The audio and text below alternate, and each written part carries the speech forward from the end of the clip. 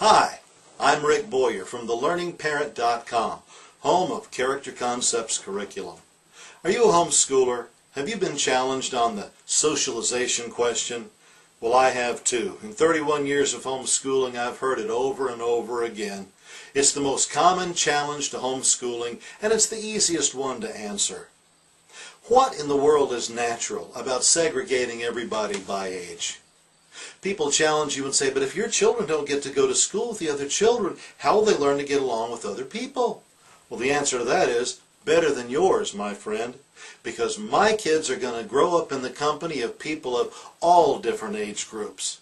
Their social learning is going to take place not in the hothouse atmosphere of a school where everybody's the same age.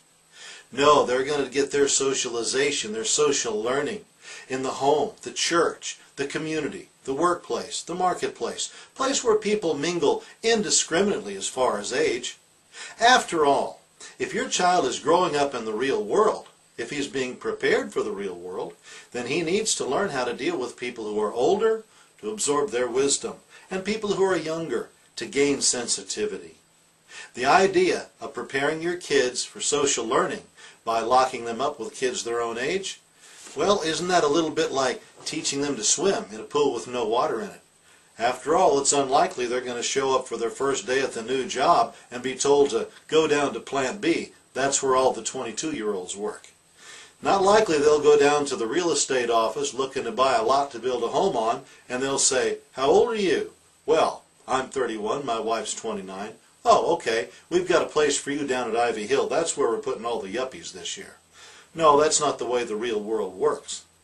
My daughter jokes that she shops at the 30 to 40-year-old grocery store every week. No, if you want to prepare your children for a world where people are of all different ages, then don't lock them up with kids their own age now. By the way, on that question of kids their own age, people ever ask you that? Well, don't your kids need time with kids their own age? You know, I always want to just shake them and say, hey, you were a kid once. What did you ever learn that was good from kids your own age? You know, the first time you experience with the usual sins of childhood, sneaking a smoke, sneaking into the movies, a little light shoplifting, you're usually not in the presence of your grandmother at the time.